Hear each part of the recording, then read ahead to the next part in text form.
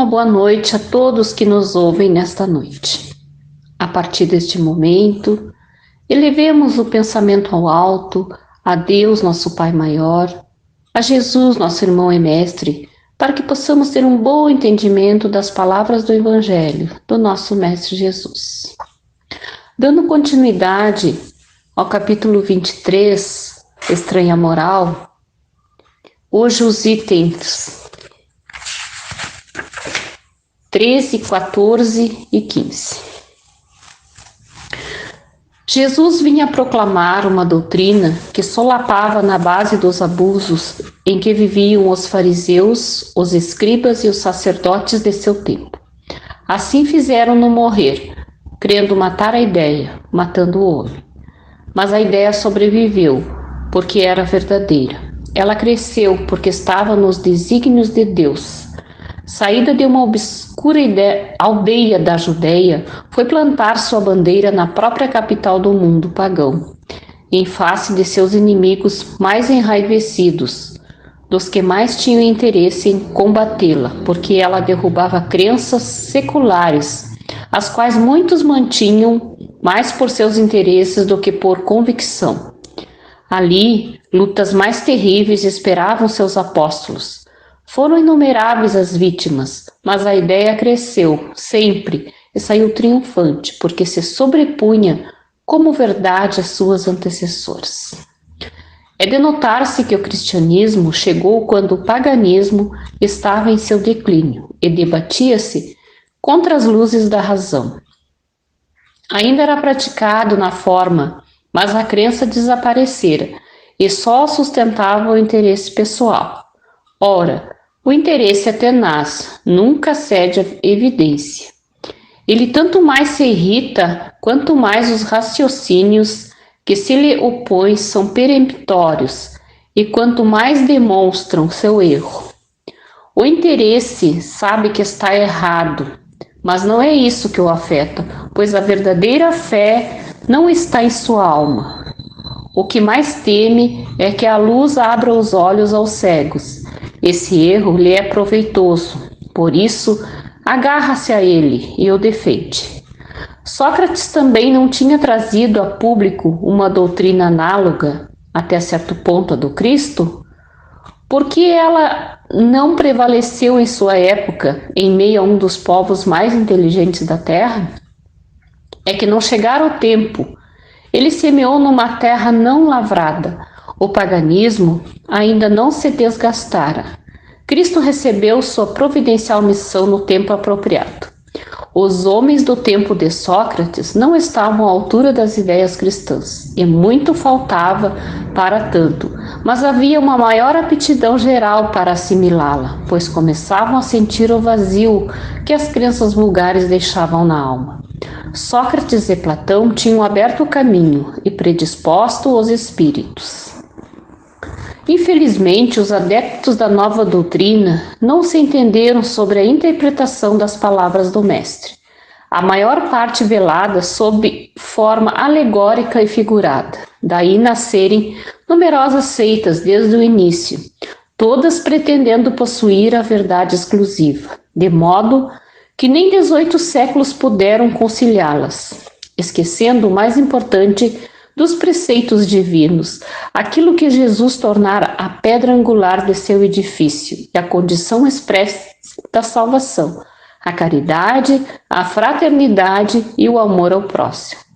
Essas seitas tocavam anátemas e arremetiam-se umas contra as outras, as mais fortes esmagando as mais fracas, sufocando-as em sangue, em torturas e na chama das fogueiras. Os cristãos, vencedores do paganismo, de perseguidos, fizeram-se perseguidores. Foi com ferro e fogo que plantaram a cruz do Cordeiro sem mácula nos dois mundos. É fato constatado que as guerras religiosas foram mais cruéis e fizeram mais vítimas que as guerras políticas, e que em nenhuma outra se cometeram mais atrocidades e atos de barbárie. A culpa está na doutrina do Cristo? Certamente não, pois ela condena formalmente toda a violência. Em algum momento ele diz a seus discípulos: Ide, matai, massacrai, queimai aqueles que não crerem como nós? Não, pois ao contrário, disse-lhes: todos os homens são irmãos, e Deus é soberanamente misericordioso. Amai vosso próximo, amai vossos inimigos, fazei o bem àqueles que vos perseguem. Disse ainda: quem matar pela espada, perecerá pela espada. Portanto, a responsabilidade não é da doutrina de Jesus, mas daqueles que a interpretaram falsamente e fizeram dela um instrumento a serviço de suas paixões. É responsabilidade daqueles que ignoraram essas palavras: meu reino não é deste mundo. Jesus previa em sua profunda sabedoria e o que deveria acontecer. Mas essas coisas eram inevitáveis devido à inferioridade da natureza humana, de então, que não podia transformar-se repentinamente. Foi preciso que o cristianismo passasse por essa longa e cruel prova de 18 séculos para mostrar todo o seu poder.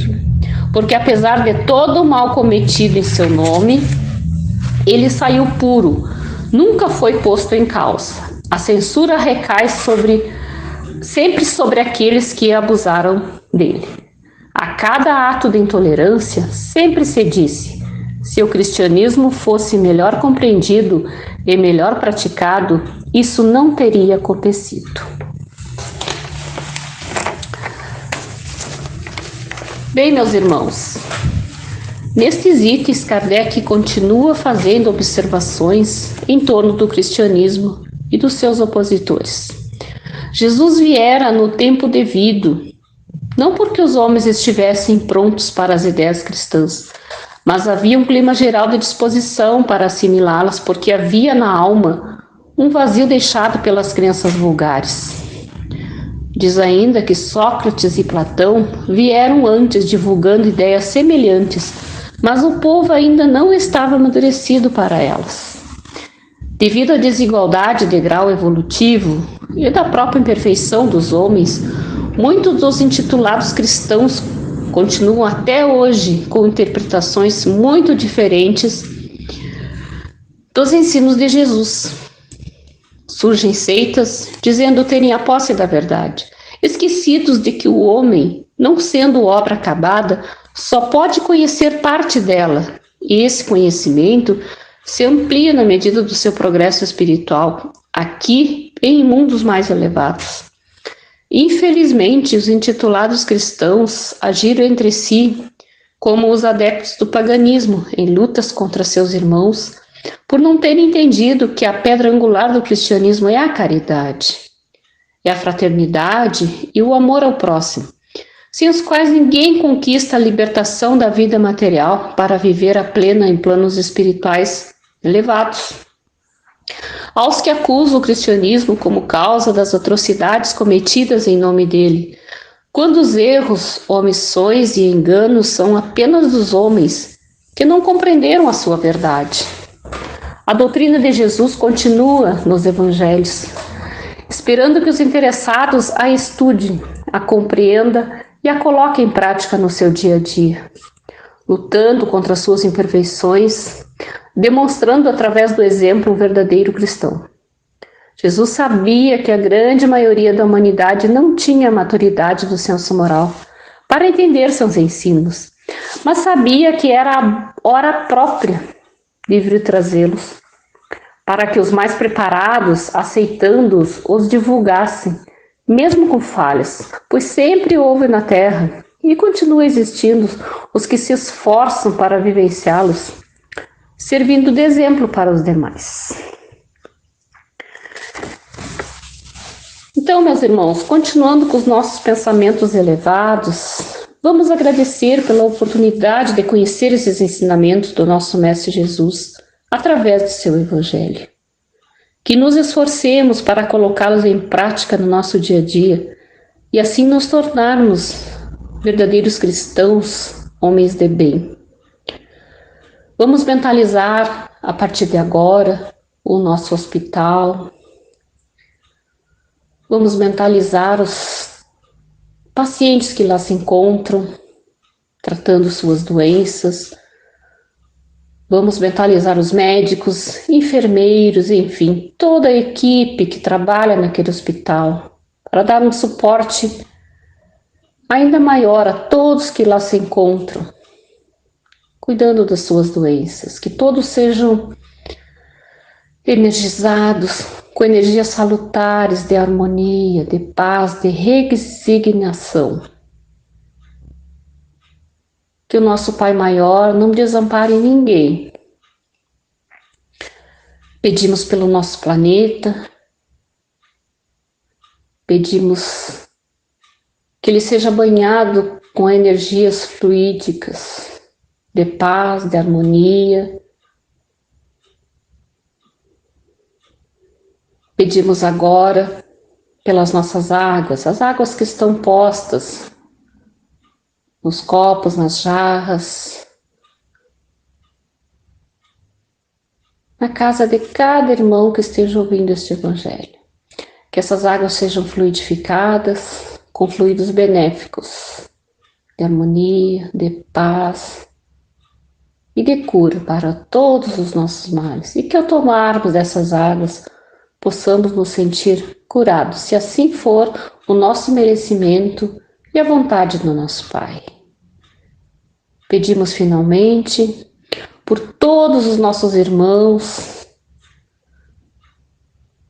que estão necessitando de auxílio. Sejam esse socorro físico ou espiritual.